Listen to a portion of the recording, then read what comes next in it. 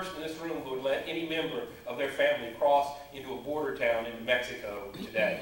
You know, as I was growing up, you know, you'd go to Laredo, you'd go to dinner, and you'd go to dinner in Nuevo Laredo. You're down in the valley, you would go to, you know, Matamoros or somewhere. But now it's not safe to go into Mexico right now, and that's hurting the tourist business. You know, spring break used to be you couldn't get a hotel anywhere in South Texas. You know, Corpus Christi was packed, the Rio Grande Valley was packed. Well, this year I was campaigning and needed to go down to the Rio Grande Valley during spring break, was able to get a hotel, absolutely no problem. There were tons of openings. And it's because people are afraid to come to South Texas because that border violence is spilling over.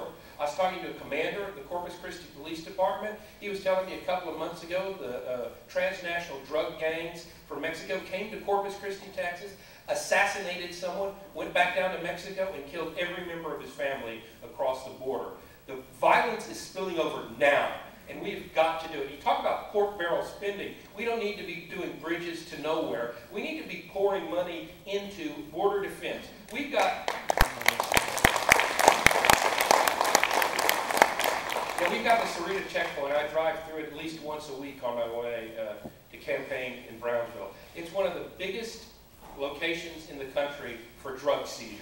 It pretty much keeps the federal courthouse here busy. And we need to be stepping that up. We need to be stepping up the border security. We've got the technology to secure the borders, and we have got to do it because this violence is going to spread, and it's already in our backyard, and it's got me very worried. It's going to be one of my #1 priorities. And, you know, here's the thing. We're spending billions, if not trillions of dollars on health care.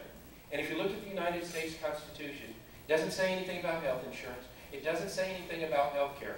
But it does charge the federal government with controlling immigration and the borders. Let's get down to the core values and the core things that the framers of our Constitution realized were important for this great nation before we go spending money on stuff we don't want and we don't need.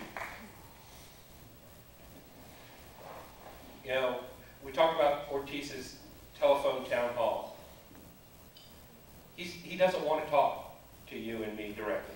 He hides behind the TV cameras where he can do multiple takes on his own pay-per-view. He's not going to go on and be interviewed by a reporter where he can't turn the camera and do it. And you know what else he won't do? He's not going to come down here and debate. I've issued a challenge to Congressman Ortiz. I'd like to see at least 3 debates between me and him.